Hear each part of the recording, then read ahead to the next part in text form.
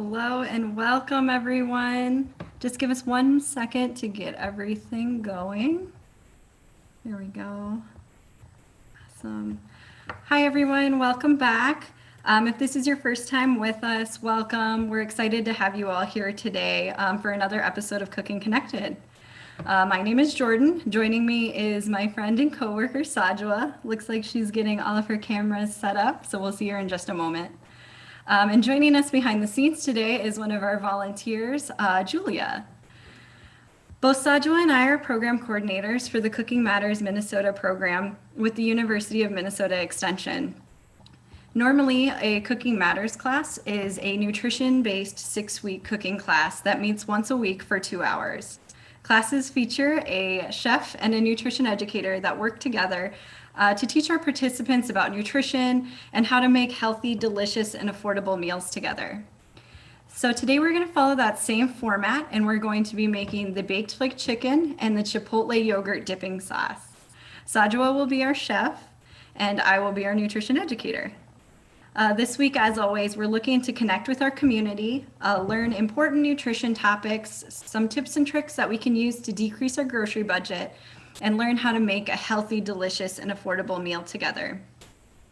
So just like every week, we do have another survey for you guys to take. We love hearing from our viewers, so we ask that you take this survey for us.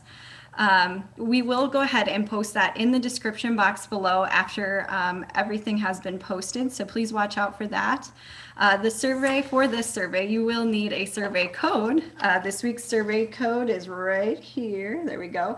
It is E as in elephant 097204. And again, we'll post that link to our survey in the description box below. We thank you in advance for that feedback. It really helps us to make our videos better and also continue this work in our community. So with that, I'm going to go ahead and pass it over to our chef, Sajwa.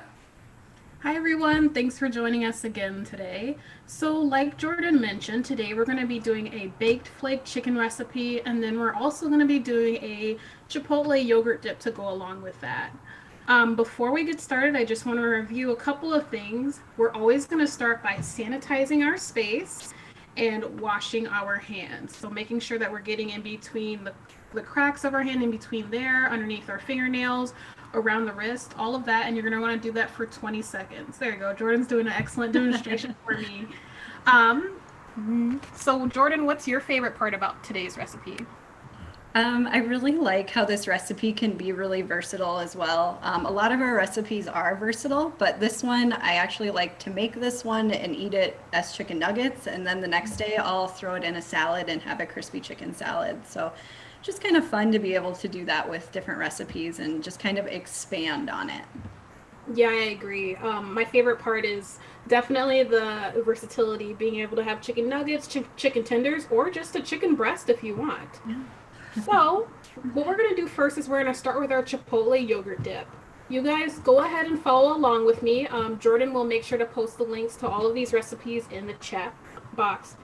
So the reason why we're going to start with our Chipotle yogurt dip is just because I want to make sure that we're not having any cross-contamination. You guys know we're going to be working with chicken, so we're going to handle all of our non-chicken stuff right now.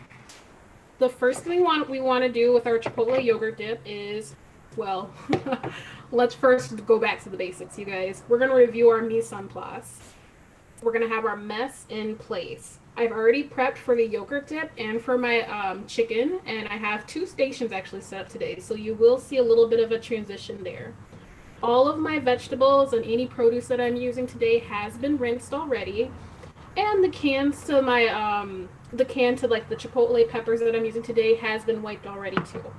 So let's go ahead and make sure that we're holding our knife correctly by pinching the blade with our index finger and our thumb, and then wrapping our fingers around the handle of the blade, or the handle of our knife, like that. We've got our claw in our other hand, and we're just gonna cut our lime in half. The Chipotle yogurt dip calls for half of a lime. You could save this for the other half for some water, if you wanted to add flavoring to your water or something. That's always a good option. So we're just gonna be using half of that today. And then we do need 2 tablespoons of cilantro.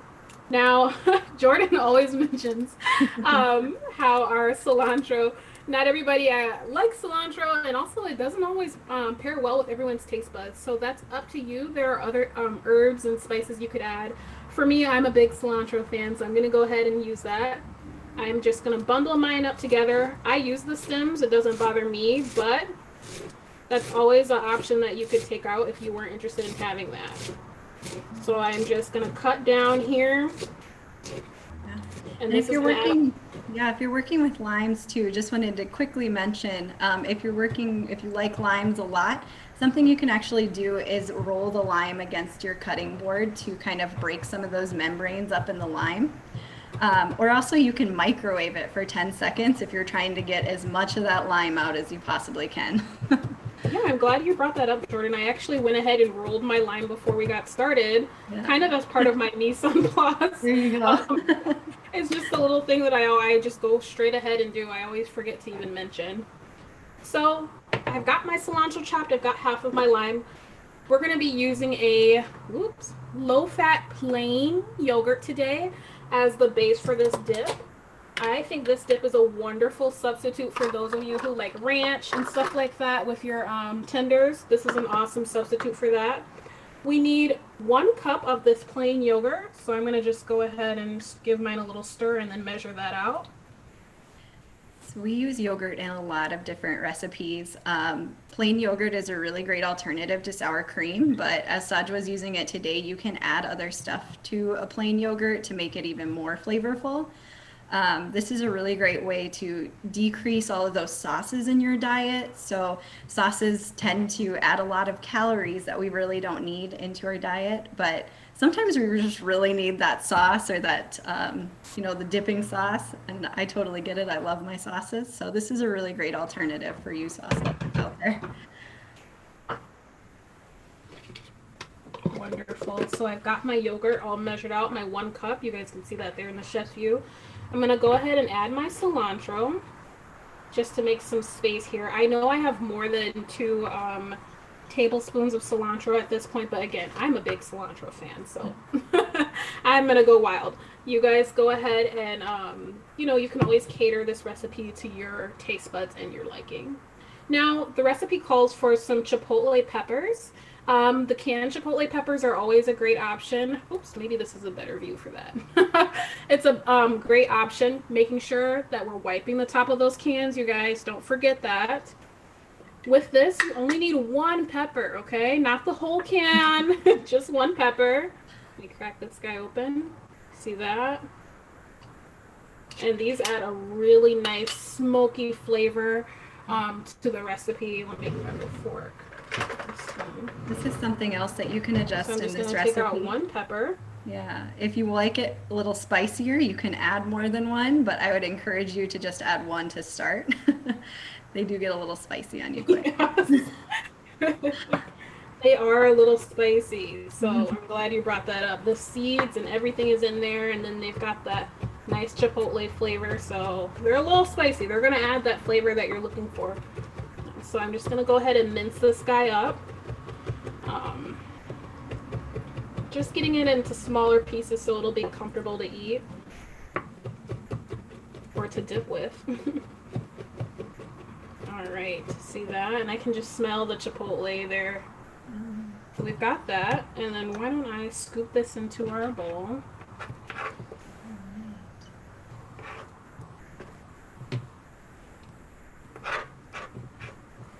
So what are some sauces that some of our viewers like to add to their chicken tenders today? This is something that they would use. Let us know in the chat. Yeah, with chicken tenders, there's just such a variety you can go with. So I'm really curious to see what you guys are loving out there. At this point, I'm just squeezing my half of a lime in here right now. Using that rolling trick that Jordan mentioned earlier really helps get all that extra juice. Squeezing that in there. So now I've got my lime juice, I've got my cilantro, I've got my yogurt, and I've got my chipotle peppers. I'm going to give this a nice stir. And this recipe is so quick. Like, look at that. We're done. Once you stir it, you're pretty much done. You've got a really yummy ranch substitute for your tenders. So we got that done. I'm gonna set that to the side, and I'm gonna do my Swifty swap out, and we're gonna get ready to work with our chicken and get started with that. Okay. Looks like one of our viewers loves honey mustard. That's a really great, mustard is a really great thing to add with your chicken nuggets. I second that one. Thank you. And this recipe with the Chipotle dip, you can make it ahead of time and use it for other recipes too. If you could think of something else that you want to add it on, maybe. Always meal prepping and cooking matters. So if you can plan ahead and make that ahead of time, it'll save you a little bit of time.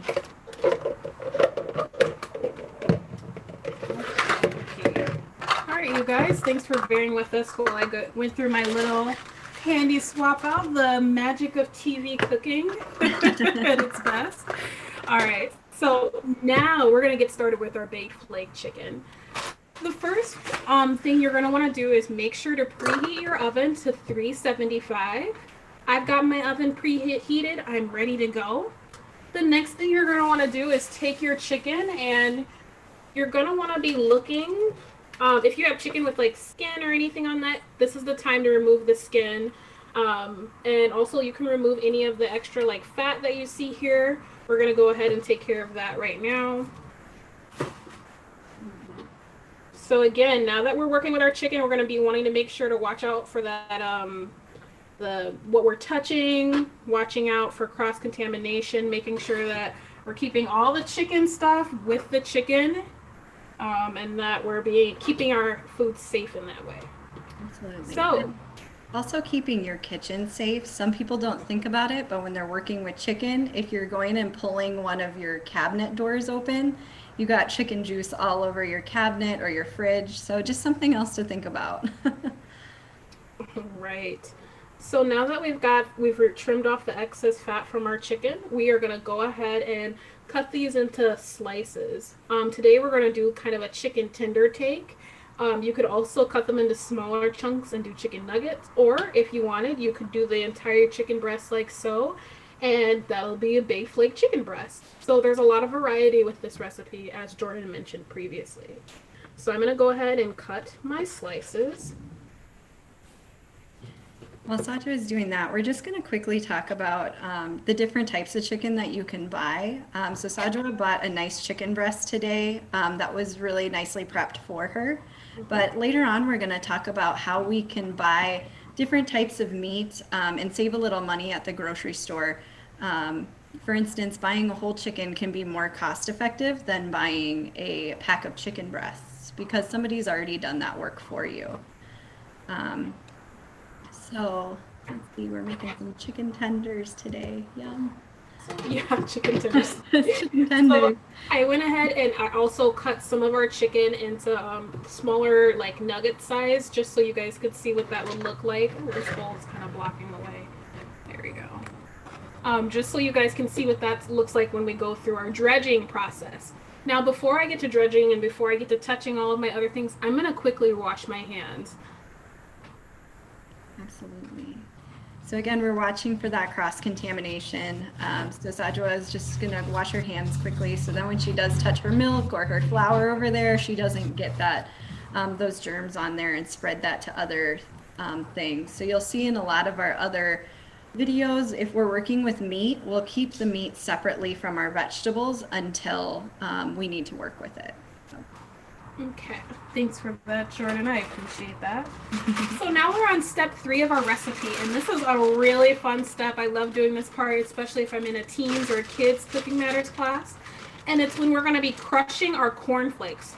Today we're going to be using cornflakes as our outer covering, as kind of like a crispy cover for our chicken, and that's going to be so tasty, you guys. You wouldn't believe it. I recommend getting plain cornflakes, nothing like a frosted or anything like that. Definitely going to want a plain for that. There are 2 ways that you can crush your flakes. You can put them in a bowl and then use the back of like a measuring cup and smash that down. Otherwise, if you're kind of at the end of your bag like I am here, you can just roll them up and then smash it against like your countertop, and that'll get you a nice smooth crush cornflake like so.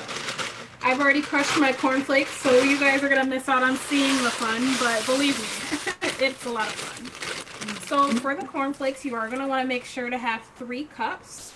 So I've got that there in one bowl. Now, in my second bowl, I'm going to mix my flour, as well as my salt and pepper and any other seasonings that I have.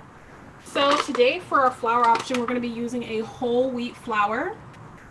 Oh, I love whole grains and anything grains, as everyone knows.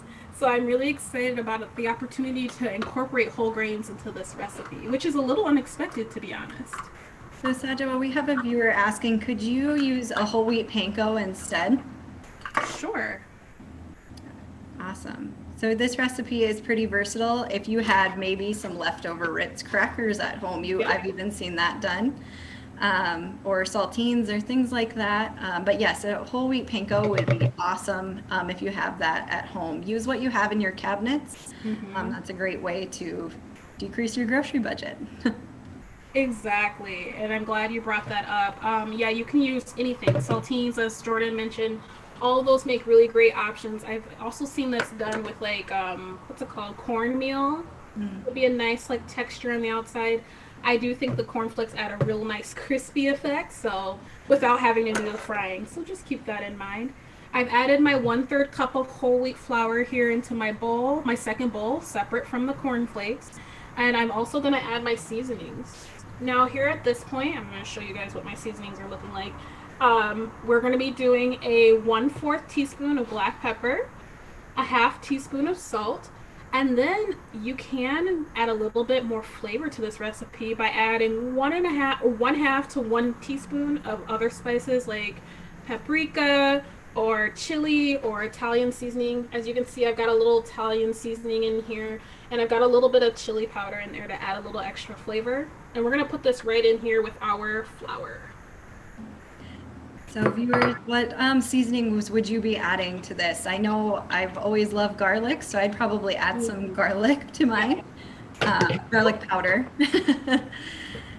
So let us know what seasonings in the chat, what seasonings you would add to this flour. Yeah, garlic powder would be wonderful. We're big garlic fans. I know you and I are personally. So I wouldn't have a problem with that. Now I've got my flour mixture set, and the next thing we're gonna do is work on our eggs and our milk. So in the third bowl, we're gonna be cracking 2 eggs, and then we're gonna be adding a 1/4 cup of non-fat milk. That's what I have here today. So I'm just gonna crack my eggs. If you're like me, you're gonna wanna keep a spoon or a fork nearby so that you can watch for any eggshells, because I just cannot crack an egg without getting eggshells. I don't know what that's about. Actually, you guys, I think it's a moment in history. No eggshells. Awesome. I have somebody adding that they would put in Italian seasoning and oregano. Yeah. I would add onion powder and cayenne pepper in mine. Awesome. Ooh. Thank you, Julia. That's a wonderful idea. Cayenne pepper, oregano, any of that. Oh yeah. I've added my 1/4 cup of milk into my bowl with my eggs, and I'm just gonna whisk that together with a fork. I forgot to set out a fork. Let me grab one really quick. So one of our educators in SnapEd always encourages us to work on our one-handed egg opening skills. Still have not mastered that, but that's something that you could work on with this recipe if you'd like. Yeah, I need to work on just my not getting the shells in there. Much less than one-handed. Okay, so I really want to make sure that this camera is picking up on the dredging process here. I want to make sure all 3 bowls are in there. Can you guys see that? Okay. So this is going to be the next step. You're also going to want to have a baking pan ready to go.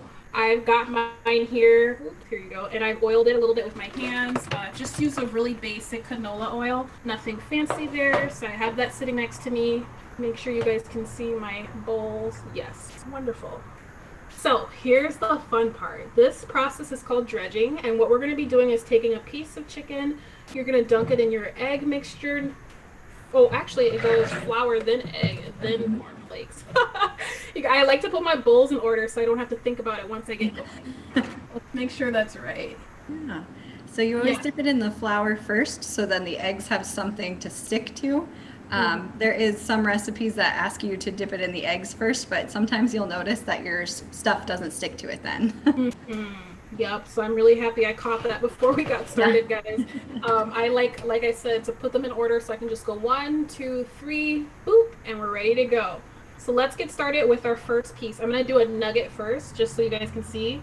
I am putting that in my flour. Gonna mix that in there. You can use your hands, but again, if we're gonna be messing with egg and chicken, you're gonna want to make sure that you're not cross-contaminating. So keep it right here, um, close to home. And then after we go from our flour, we hit our egg, and then we're gonna toss it into our cornflake. That's the end result. And I'm gonna pop it on my tray right there. You can kind of see it in the chef's view. There you And go. it's always good when you're doing this recipe to actually use two hands when you're doing the dredging process. You'll see Sajwa's using one hand to do the first two steps, and then when she takes it out of the cornflakes, she uses the other hand. Yep. And sometimes it takes a little coordination to get that down. But if you use two different hands, that way your hands don't get dirty or as dirty. So. While Sajwa was dredging all of her chicken there, as I mentioned earlier, we're just going to talk a little bit about how to eat healthy on a budget. Week 5 of a Cooking Matters class always involves doing a grocery store tour with our participants. So we talk about how we can decrease our grocery budget and still eat healthy. So if we're looking at, for instance, our baked flake chicken recipe, I just priced this out. Actually, per serving, the baked flake chicken costs about $1.63 in Minnesota, an unpopular Minnesota grocery store. And if you were to go to a popular fast food restaurant, it can cost about $4.50 for one serving. So cooking at home is a really great option to save a little money on your food budget. And when you buy stuff like this recipe, you may have extra ingredients. For instance, the flour, eggs, cornflakes, and milk. And you can make other meals out of those extra ingredients. For instance, with the cornflakes and milk, you can have that for breakfast. You can also use the eggs for breakfast. So just by making this one recipe at home, you can cover 3 different meals. So just planning that and menu planning is a really great way to decrease your grocery budget and be able to still eat these awesome recipes. Something else I wanted to mention was comparing products and unit prices. So unit prices are something at the store. I'll just quickly show you. You see these little tabs at the store that show you the prices. There's usually the price of what something costs, so the large price there. And then over to the side there, there's always this little box, and that tells you how much something costs per unit. So for instance, this is peanut butter. This will tell you the cost per ounce or the cost per pound. That's a really great way to compare 2 different peanut butters like this is right now. So you're seeing a 40-ounce peanut butter for $3.99 and then a 15-ounce for $1.99. You can compare the unit prices to figure out which one is cheaper per ounce. So we're seeing that the smaller one is about 13 cents per ounce, whereas the larger one is 10 cents per ounce. So if you were looking to get a peanut butter, the larger one would be more cost effective. Now this is pretty universal with a lot of different foods. For instance, chickens, as I was mentioning earlier, buying a whole chicken at a popular Minnesota grocery store this week, it could be $1.99 a pound. But if you're buying a boneless, skinless chicken breast, it can cost about $4.49 a pound. And if we go one step further, a diced boneless skinless chicken breast is $5.99 a pound. So we're seeing that more and more work has been done to this chicken, so you don't have to do that work. But so it gets more expensive the more work that has already been done. So for instance, the diced boneless skinless chicken breast is the most expensive because somebody's already done that work for you. But you can buy a whole chicken and get more product for less. And I know sometimes it can be a little intimidating to break down a whole chicken, but there are lots of tutorials out there. Go on YouTube and just search how to break down a whole chicken. It's very simple. You can do it as little as, we have a nice little handout in our Cooking Matters. It's 10 steps to breaking down a chicken. I would encourage you, if you ever get a whole chicken, just go on YouTube and search that. And they can tell you how to break down a chicken, and you can just get a lot more product for a lot less money. Awesome. Those look beautiful. All right. Thank you for that, Jordan. I appreciate that.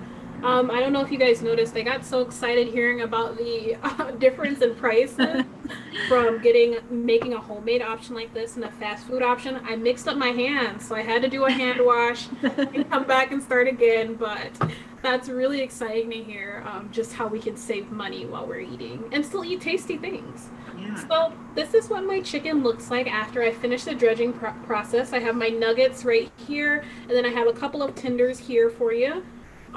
After we've done that, we're going to put that on our oil pan, as you see here, and pop this into the oven. It's going to cook for about 20 to 25 minutes. Now, when your chicken is done cooking, we're going to make sure that we're temping our meat. You guys, make sure that we temp that meat. I'm going to just do a quick review for you. On the thermometer, there's a little notch. You might not be able to see that there, but it's right where my finger is. And you're going to want to make sure you stick the chicken deep enough so it covers that notch. Even if you have to stack a couple pieces, go ahead and do that. And we're going to want to make sure we get to 165 degrees Fahrenheit, okay? That's the best way to make sure that your chicken is all the way cooked. We're not going by color, we're not going by smell, we're going to go by the accurate thermometer here. Now, I'm going to show you our finished product. Swap out. There we go. Oh, those look so good, Sajwa. Yeah, I'm really happy about this. Let me make sure it's in view. There you go. So yeah, we've got our chicken. I made tenders as our swap out, looking really yummy. As you can see, we've got a nice crispy outer layer to cover that fried need that you may have. And there you go. That's our baked flaked chicken with the Chipotle Yogurt Dip. Yes. So this is such a great recipe for kind of a fried alternative. It's still it's healthier than a fried food. So this is a great recipe to make at home. So we really appreciate you all joining us today. Please post in the comments if you do end up making one of our recipes or this recipe. We'd love to see pictures. We want to know how it went. If you changed anything, let us know on Facebook. Let us know in the comments below. Also, please don't forget to take our survey. Again, that will be posted in the description below once we post the video. And also, let's see here. Finally, please join us again next week. This week on Friday, we will be posting a poll to figure out what you guys want us to make next week. So go to our Facebook and vote. If you have any other suggestions, let us know as well. We really would love to make what you guys want us to make. So please join us again next week to make another healthy, delicious, and affordable meal. Thanks again, everyone, for joining. Thanks, everyone.